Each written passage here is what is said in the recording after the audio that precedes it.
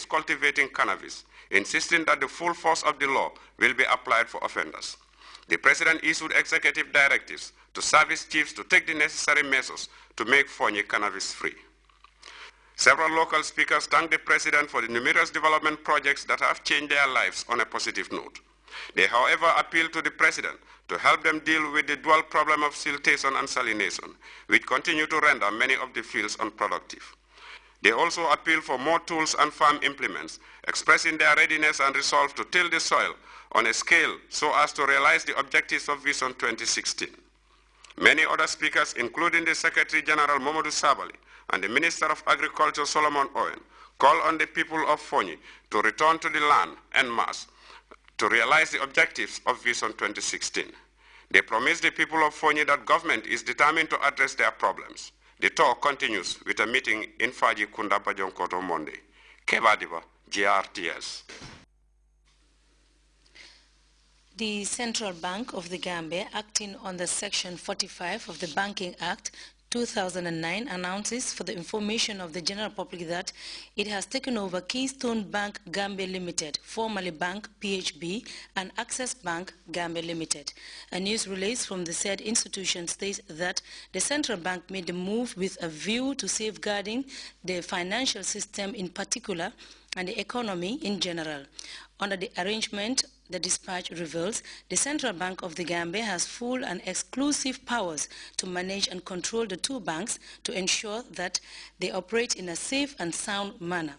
The two banks, the release adds, would continue business as usual, and depositors are assured that Keystone Bank Gambia Limited, formerly Bank PHB, and Access Bank Gambia Limited have ample liquidity to meet current and future obligations. The takeover comes into effect on May 5, 2014. The dispatch ends. Magistrates and caddies were the participants at a recent day-long skills enhancement exercise spearheaded by the High Court. The synergy that focused on the speedy delivery of justice comes barely weeks after the appointment of Chief Justice Ali Nawaz Chowan. Louis Mendy reports.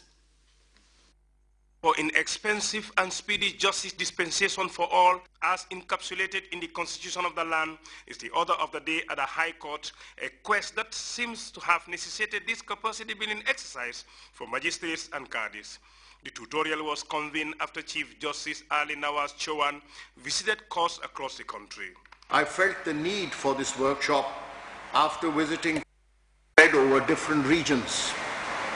The purpose of this in-service workshop is to enable magistrates and qazis to refresh their knowledge of law and develop their skills in the areas of case management, professionalism, and judgment writing, so that the quality of adjudicatory skills improve and the issues involved are properly addressed with reference to both law and the facts.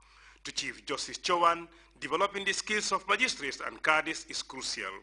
The argument is that public confidence in court is enhanced when justice appears floating in every adjudicatory exercise rather in every gesture of the presiding officer in the courthouse. Justice in accordance with law is possible when the magistrates and qazis keep educating themselves without break and keep the law up their sleeves, ready to be used when the moment arrives. For the magistrates as well as the caddies whose mandate falls on the delivery of justice on marriage, divorce, inheritance and child custody in accordance with Islamic law, the day-long exercise will give renewed impetus to the dispensation of justice for all. People should have their right. So as far as you are dealing with the right of the people, you should be trained anytime. The outcome of this seminar will determine how often the court would hold similar conclaves in the future. Meanwhile, Chief Justice Ali Nawaz Chowan praised the government for its stance in recognizing training exercise of this nature, keeping in view the spirit of Article 199 and 216 of the Constitution. Louis Mendy, Grts. The World Trade Organization's Agreement on Trade Facilitation is the focus of a four-day training targeting stakeholders in the trade sector. The effort, bankrolled by Trade Advocacy Fund, TAF, is organized by the Ministry of Trade, Regional Integration and Employment. Details in this report by Rohibite. This training is designed to enable the participants have a better understanding of ways and means of implementing the World Trade Organization Agreement on Trade Facilitation in the Gambia. The Gambia, like other countries, is grappling with challenges in trade activities like delays at border crossing points, lengthy clearance procedures and complex formalities, coupled with lack of enough trade information regarding other countries. Such a scenario can result in higher trade and opportunity costs that inhibit farm participation in trade and overall welfare gains associated with it. Cognizant of the trade barriers that most countries face, the World Trade Organization recognizes the need to simplify trade procedures and formalities and sets a legal framework for members to follow. The Gambia, being a member of WTO, is also leveling the ground for the implementation of the agreement in the country through this training. This workshop that we have organized is for us to review, to look at the agreement, review the take stock of the requirements, and then help us identify the requirements that we think we would be able to implement. And then it will also help us to identify the requirements that if we are not in a position to implement now, but then we would need some sort of a transition period to put them in place, implementing. And so it will help us identify the different, identify and categorize the different requirements that we need to put in place for the implementation of the agreement. The purpose of the agreement, that's called trade facilitation, is to reduce trade costs and to make trading faster and more predictable. So the agreement has some rules that have to be put in place in order to simplify customs procedures, to simplify control procedures, and to make border crossing or entry of goods into Gambia easier and less costly. Some parts of the agreement also calls for publishing and more transparency on the regulations in place so that traders, they know in advance what is actually required to do. With the aim of strengthening the Gambia's trade negotiation processes, the participants attending this training are expected to be fully armed with the implementation procedure of the World Trade Organization Agreement on Trade Facilitation in the Gambia. That in itself could help ease the constant dogging trade as well as boost the country's economy. Grts. From there, we'll take our first break. Stay tuned.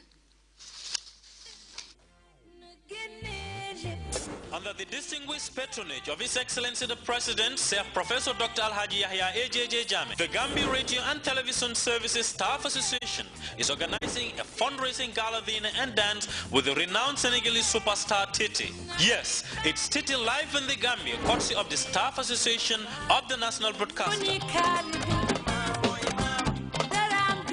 Friday, May 23rd, 2014 is the mega gala dinner at the Benjamin Hall, Paradise Suites Hotel, commencing at 8 p.m.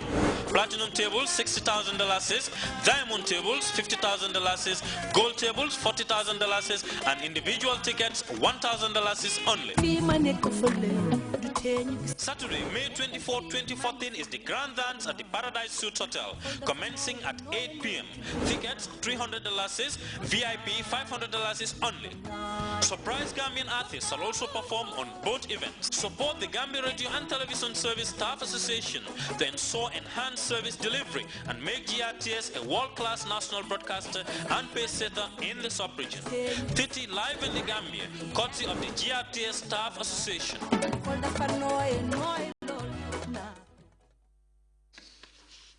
Welcome back.